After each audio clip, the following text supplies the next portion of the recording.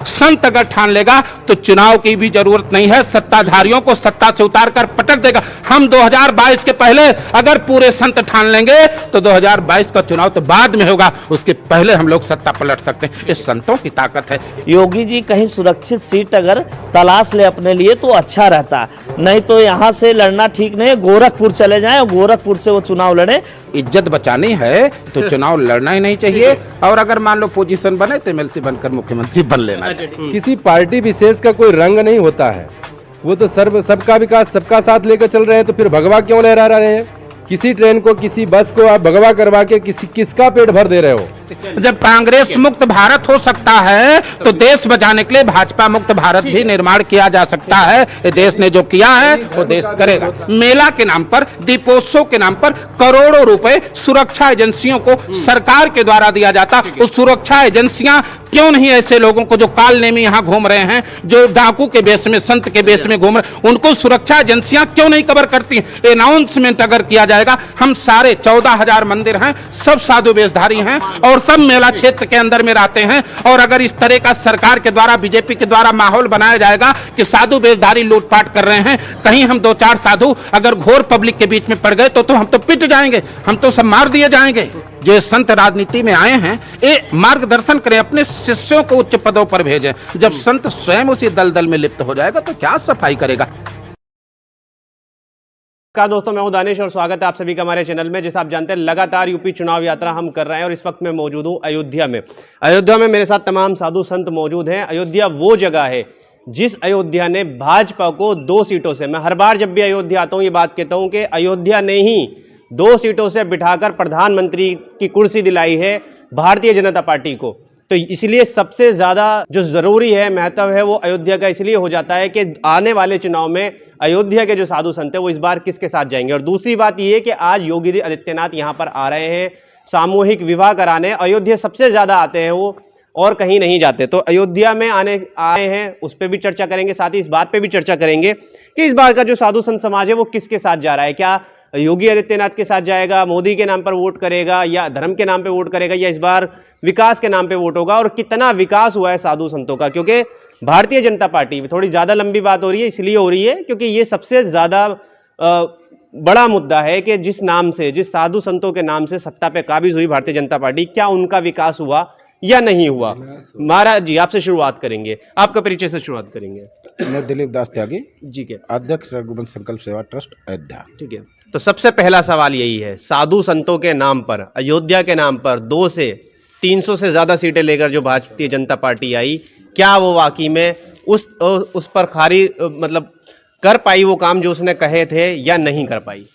बिल्कुल नहीं, कोई उन्होंने उन संतों का केवल दुरुपयोग किया गया है, और संत अब समझ गए हैं। संतों ने एक बार सम्मान किया है, अब दोबारा ऐसी गलती संत नहीं करेंगे। दूसरा, कोई मुख्यमंत्री होता जो अतिक्रमण हुआ, जो अयोध्या के मठ मंदिर तोड़े गए, जो अयोध्या में राम जन्मभूमि के नाम पर बड़े बड़े घोटाले हुए, जो जमीनों की खरीद फरोख्त में तमाम दलाल, अगर दूसरी कोई सरकार होती तो संत मुखर होकर के विरोध करते, या बीजेपी का, भारतीय जनता पार्टी का कोई दूसरा नेता मुख्यमंत्री पद पर आसीन होता तब भी संत मुखर होकर के। लेकिन संत जब विरोध करने की चेष्टा करते हैं तो बड़े बड़े संतों का इसमें आ जाता है, सरकारी संत खड़े हो जाते हैं कि इसमें बीजेपी का नहीं, योगी का विरोध है, संत का विरोध है। तो संत के नाते हम कितना बर्दाश्त करेंगे। मैं आपसे ये सवाल पूछना चाह रहा हूँ कि आप दूसरे संतों की बात कर रहे हैं, तो जो भाजपा के साथ संत खड़े हैं वो कौन से संत हैं? वो सरकारी संत हैं। हाँ, सरकारी 2 तरह के यहाँ संत, एक तो साधारण संत हैं जी, और एक सरकारी संत हैं। सरकारी संत होते हैं जो मुख्यमंत्री के मार्गदर्शन पर, मुख्यमंत्री के टेलीफोन पर, मुख्यमंत्री के इशारे पर काम करते हैं। यहाँ तक कि उनका सारा जीवन, सारा आचरण मुख्यमंत्री के, अपने नेताओं के इशारे पर होता। और दूसरे संत हैं जो अपनी परंपरा, अखाड़ा द्वारा, गुरु परंपरा के अनुसार अपना जीवन जीते हैं। तो 2 तरह के संत हैं, एक सरकारी संत हैं और एक गैर सरकारी संत हैं। 2 तरह के संत, 2 तरह के संत है। लेकिन मोदी जी हो या योगी जी हो, सबसे ज्यादा योगी जी तो खुद संत है। ठीक है, तो वो अगर दर्द नहीं समझे तो कौन समझेगा? क्योंकि सवाल फिर वही आ जाता है, राम मंदिर के नाम पर संतों को दिशा देनी चाहिए। अच्छा, अगर चाहते तो आचार्य चाणक्य स्वयं धनानंद को उतारकर चित्रगुप्त को गद्दी नहीं सौंपते, स्वयं चाणक्य बैठ सकते थे। मैं तो यही चाहता हूं कि संतों को राजनीति में आना ही नहीं चाहिए। जो संत राजनीति में आए हैं, ये मार्गदर्शन करें, अपने शिष्यों को उच्च पदों पर भेजें। जब संत स्वयं उसी दलदल में लिप्त हो जाएगा तो क्या सफाई करेगा। अगर आज योगी जी संत नहीं होते तो एक देश के व्यक्तित्व, माननीय प्रधानमंत्री जी की अभी आपने फोटो देखा, 2 फोटो वायरल हुई जी। पूर्वांचल पर एक दौड़ते हुए फोटो वायरल हुई, तकलीफ हुई, और उससे ज्यादा तकलीफ हुई कि माननीय प्रधानमंत्री जी मुख्यमंत्री जी के कंधे पर हाथ रख करके राज्य सत्ता धर्म सत्ता को इस दृष्टि से ले रही है। क्यों? क्योंकि संत राजनीति में जा रहे हैं, संत नेता बन रहे हैं। जब संत उसी दलदल में जाएंगे जिस दलदल में वो लोग हैं, जब उसी काली कोठरी में संत भी प्रवेश कर लेगा, मैंने तो इसलिए संकल्प लिया कि मैं राजनीति की पूरी बात करूंगा, लेकिन आचार्य चाणक्य की तरह करूंगा। मैं योगी आदित्यनाथ की तरह सत्ता के लिए नहीं करूंगा कि मैं स्वयं टिकट ले लूं और चुनाव लड़ लूं और सत्ता में आ रहा हूं। नहीं, संतों का काम है मार्गदर्शन करना। कभी भी राजनीति धर्म नीति पर हावी नहीं होनी चाहिए। और ये धर्म का अनादर हो रहा है, संतों का दुरुपयोग किया जा रहा, संतों को मिसयूज किया जा रहा, संतों के चेहरे को, संतों को बेच को। और आप जानते हैं ये लोग संत का आदर कर रहे हैं। अभी कार्तिक मेला हुआ और इसी कार्तिक मेले में प्रशासन के द्वारा या जिसके द्वारा भी अनाउंसमेंट किया, कोई एजेंसी कोई भी व्यक्ति हो, जो भी अनाउंसमेंट रहा है, उसने अनाउंसमेंट किया है कि मेला क्षेत्र में साधु वेशधारी लूटपाट कर रहे हैं, इसलिए सभी साधु वेशधारी मेला क्षेत्र के बाहर चले जाएं, वरना उनके ऊपर कानूनी कार्रवाई की जाएगी। आप ये बताइए, मेला के नाम पर, दीपोत्सव के नाम पर करोड़ों रुपए सुरक्षा एजेंसियों को सरकार के द्वारा दिया जाता, उस सुरक्षा एजेंसियां क्यों नहीं ऐसे लोगों को जो कालनेमी यहां घूम रहे हैं, जो डाकू के बेस में, संत के बेस में घूम रहे हैं, उनको सुरक्षा एजेंसियां क्यों नहीं कवर करती? अनाउंसमेंट अगर किया जाएगा, हम सारे 14,000 मंदिर हैं, सब साधु वेशधारी हैं और सब मेला क्षेत्र के अंदर में रहते हैं, और अगर इस तरह का सरकार के द्वारा, बीजेपी के द्वारा माहौल बनाया जाएगा कि साधु वेशधारी लूटपाट कर रहे हैं, कहीं हम 2-4 साधु अगर घोर पब्लिक के बीच में पड़ गए तो हम तो पिट जाएंगे, हम तो सब मार दिए जाएंगे। ये तो जो वहां महाराष्ट्र की जो घटना घटी थी, पालघर वाली घटना की लोग योजना बना रहे हैं, पब्लिक में संदेश पहुंचा रहे हैं, साधु वेशधारी लूटपाट। अरे लूटपाट जो कर रहे हैं वो कालनेमी हैं, वो साधु नहीं हैं, और उनको रोकना प्रशासन का काम है, अनाउंसमेंट का काम नहीं। इस अनाउंसमेंट से संतों को तकलीफ, संतों में रोष है। जो सरकार संत महात्माओं को केवल बेच तक सीमित रखना चाहती है, उनके बेच का दुरुपयोग करना चाहती, ऐसे सरकार को उतार कर पटक दिया जाएगा। हम दूसरे चंद्रगुप्त का निर्माण करेंगे। संतों के पास वो ताकत, हमारे जगत गुरु भगवान आदि शंकराचार्य जी ने कहा था, संत अगर ठान लेगा तो चुनाव की भी जरूरत नहीं है, सत्ताधारियों को सत्ता से उतार कर पटक देगा। हम 2022 के पहले अगर पूरे संत ठान लेंगे तो 2022 का चुनाव तो बाद में होगा, उसके पहले हम लोग सत्ता पलट सकते हैं। ये संतों की ताकत है, ये बीजेपी ने देखा है, बीजेपी ने इसका उपयोग किया है, इसीलिए बीजेपी आज भयाक्रांत है कि संत विरोध में, इसीलिए इनका आना जाना, इसीलिए इनकी दौड़ भाग अयोध्या के लिए लगी है। लेकिन अयोध्या के लोग, अयोध्या के संत, अयोध्या के नागरिक अब किसी के झांसे में आने वाले नहीं। बहुत आपने छल लिया 1984 से, अब हम सभी लोग जागरूक हो गए हैं। आप कह रहे हैं छल लिया। महाराज जी, इसका सवाल, ये जवाब मैं आपसे लूंगा। महाराज जी कह रहे हैं कि छल रही है सरकार, लेकिन मोदी जी ने कहा था सबका साथ सबका विकास, जबकि आज सामूहिक विवाह में आ रहा है जिसमें 150 लोगों का विवाह मुसलमानों का किया जा रहा है। तो क्या लग रहा है, वाकई में ये भी तुष्टीकरण कर रहे हैं या इनको सिर्फ हिंदू धर्म के जो हितैषी कहा जाता है उस पर काम कर रहे हैं? नहीं, ये लोग तो कहते हैं, बीजेपी वाले आज तक जो है 2 सीट से केंद्र में और प्रदेश में प्रचंड बहुमत में आए तो केवल धर्म के नाम पे, बिल्कुल, और राम के नाम पे, पूरे हिंदुस्तान में अपने को स्थापित किए राम के नाम पे। लेकिन इन्होंने 3 तलाक लाया, तब जो है क्या ये राजनीति नहीं है?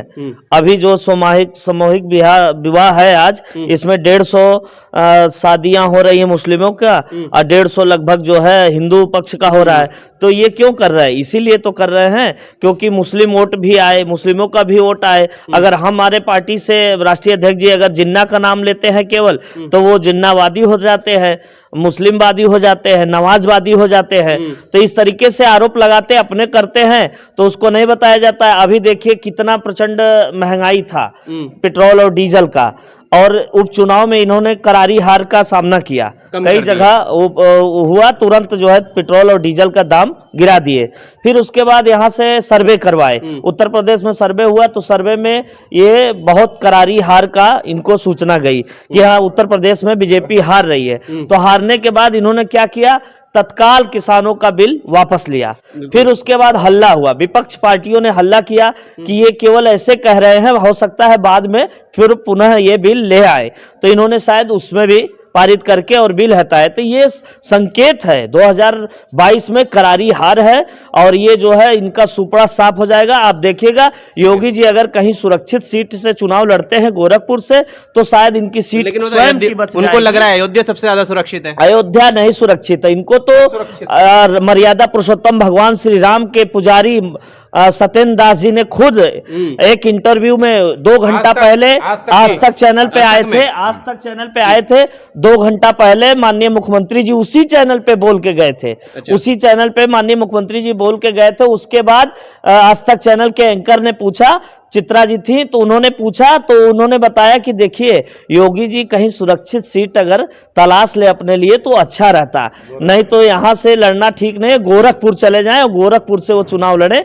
तो वो ऐसे कह रहे हैं जब पुजारी रामलला के जो मर्यादा पुरुषोत्तम भगवान के राम पे प्रचंड बहुमत में ये आए तो वहां के पुजारी खुद इस तरीके से कह रहे हैं, तो सोच लीजिए कितनी सुरक्षित सीट है योगी जी के लिए। राजनीति थी, जिस राम मंदिर पर पूरी राजनीति टिकी, 2 सीटों से जिस राम मंदिर पर पूरी राजनीति टिकी, राम मंदिर के अलावा कुछ भी इनके पास नहीं है, उस राम मंदिर का प्रधान पुजारी बोल रहा है कि योगी जी का अयोध्या में विरोधाभास है, योगी जी को गोरखपुर में कोई विधानसभा देख करके अपना चुनाव कर लेना चाहिए। और हम तो ये सलाह देंगे कि चुनाव लड़ना ही नहीं चाहिए। अच्छा, हाँ, इज्जत बचानी है तो चुनाव लड़ना ही नहीं चाहिए। और अगर मान लो पोजीशन बने तो एमएलसी बनकर मुख्यमंत्री बन लेना अच्छा, चाहिए। ठीक है महाराज जी, आपसे जानूंगा भगवा नाम की क्या अब राजनीति हो रही है? क्योंकि भगवा पे ऐसा लग रहा है कि बीजेपी ने कॉपीराइट अपना हक अधिकार दे दिया। जैसे रामायण एक्सप्रेस चली है उसमें वेटरों को भी भगवा पहना दिया गया, जिस पर काफी विवाद हुआ है, अभी पिछले 2 दिन पहले की बात है। मैं एक बात कहना चाहूंगा, भगवा किसी व्यक्ति विशेष की कोई चीज नहीं है। भगवा हमारे संतों का केसरिया झंडा कहलाता है। उसे यदि आप अपने तन ढकने के लिए इस्तेमाल करते हैं वह भी कहीं अनुचित रूप से देखा जा सकता है। दूसरी बात, किसी पार्टी विशेष का कोई रंग नहीं होता है, वो तो सबका विकास सबका साथ लेकर चल रहे हैं, तो फिर भगवा क्यों लहरा रहे हैं? किसी ट्रेन को किसी बस को आप भगवा करवा के किसका पेट भर दे रहे हो? हम ये वैसे पूछ रहे हैं, यदि ट्रेन को भगवा रगवा कर आप रख लिए तो किसका पेट भर गया? किसी धर्म की शिक्षा मिल गई उससे? यदि आप धार्मिक होते तो हमारे मर्यादा पुरुषोत्तम भगवान श्री राम की सेवा करने वाले स्वयं वीरों के वीर महावीर महाकाल हनुमान जी को आप दलित रूप से घोषणा नहीं करते। धर्म क्या कहता है इस मामले में? और दूसरा, आप धर्म के नाम पर छलावा है। जीत पाएंगे अयोध्या से योगी जी या नहीं? मुश्किल है जीत पाना अयोध्या से। अयोध्या से मुख्यमंत्री बन पाएंगे नहीं बन पाएंगे? अब मुख्यमंत्री बनना तो मुश्किल है, जब जीतेंगे तो मुख्यमंत्री कहाँ से बनेंगे? अच्छा, जब जीतेंगे नहीं तो मुख्यमंत्री कहाँ से बनेंगे? नहीं, मैं सीट की बात कर रहा था। तो इस बार किसको देखेंगे? इस बार साधु संत? अब साधु संत देखिए, देख रहे हैं अखिलेश जी को देख रहे हैं। इनसे नाराजगी है, लेकिन इनसे पूरी नाराजगी। आप बताइए किसको देख रहे हैं इस बार? अब अखिलेश यादव जी को देखा जाएगा, उन्हीं को सबको देखा बार बार, अखिलेश यादव को अब की बार देखेंगे। वो तो कहते हैं वो समाजवादी नहीं नमाजवादी हैं। तो अब एक सवाल यह है, वो छोटा सा आंसर दीजिएगा। वो कहते हैं अगर समाजवादी पार्टी आ गई यहाँ हिंदू साधु संत सांस नहीं ले पाएंगे, कत्ले आम हो जाएगा, पाकिस्तान बन जाएगा, तालिबान बन जाएगा। नहीं, वो तो अभी भी हो रहा है। इस समय जगह जगह जो है हत्याएं हो रही है, जगह जगह व्यापारियों की हत्याएं हो रही हैं। नीरव मोदी और वो जो तमाम एक बड़ा व्यापारी था उसको करोड़ों अरबों रुपए लेकर के भगा दिए, पूरे बैंक खाली करा दिए, पूरा देश साजिश तो इनकी है। ये राम मंदिर के नाम पर राम जन्मभूमि का समझौता किया, 5 एकड़ जमीन मुसलमानों की दे दी। अब कृष्ण जन्मभूमि का समझौता करेंगे, फिर 5 एकड़ दे देंगे।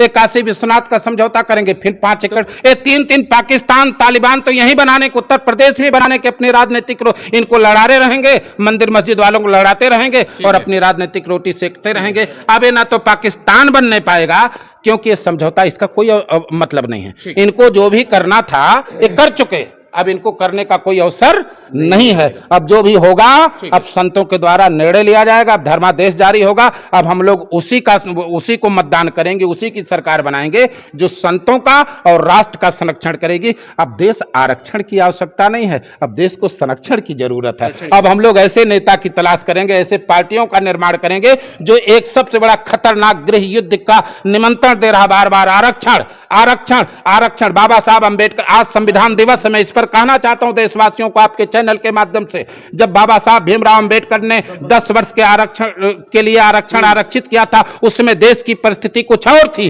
और आज देश की परिस्थिति कुछ और है। आज आरक्षण की नहीं संरक्षण की जरूरत है। अब जाति आरक्षण खत्म करो, जमाती आरक्षण चलाओ। जमाती आरक्षण का मतलब गरीबों को आरक्षण दो, विकलांगों को आरक्षण दो और शहीदों को आरक्षण दो, बाकी किसी को आरक्षण का कोई अधिकार नहीं है। छोटा सा सवाल, बहुत छोटे शब्दों में आंसर दीजिएगा।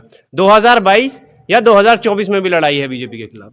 हमारे हिसाब से तो यदि यही हाल रहा तो लड़ाई बीजेपी की नहीं होगी, किसी और पार्टियों की हो सकती है, और बीजेपी 22 से खत्म होने का नाम ले रही है। नहीं, मेरा सवाल यह है कि 24 में भी आने वाले चुनाव में कैसे आएंगे जब खत्म हो जाएंगे? अच्छा, खत्म सवाल ही नहीं खड़ा होता है कि ठीक यदि ऐसे ही संरक्षण मिलता रहा हम लोगों का। खत्म हो सकती, बीजेपी क्यों नहीं खत्म हो सकती? जब कांग्रेस मुक्त भारत हो सकता है तो देश बचाने के लिए भाजपा मुक्त भारत भी निर्माण किया जा सकता है। ये देश ने जो किया है वो देश करेगा। होता रहा इसी प्रकार धर्म और संस्कृति आहत होती रही, संतों का अपमान होता रहा, तो जाहिर है बीजेपी हार जाएगी। ठीक है, तो देखिए मैं इस वक्त अयोध्या में मौजूद था, साधु संत मेरे साथ मौजूद थे, इनसे हमने जानना चाहा 2022 में क्या होने वाला है। सवाल वही है कि जिस साधु संत और अयोध्या के नाम पर भाजपा सत्ता में आई है, क्या उनका विकास हुआ भी या सिर्फ राजनीति हुई? खैर, आने वाला वक्त बताएगा। यहां तो नाराजगी है, होगा क्या बहुत जल्दी पता लगने वाला है। 3 महीने रह गए, 3 महीने बाद पता लग जाएगा किसकी सरकार आ रही है और क्या होने जा रहा है। आप भी हमारे साथ जुड़े रहें, चैनल को सब्सक्राइब करें, वीडियो को लाइक करें और शेयर करें। इस खबर को अभी लाइक करें, शेयर करें, अभी चैनल को सब्सक्राइब करें और घंटी जरूर दबाएं।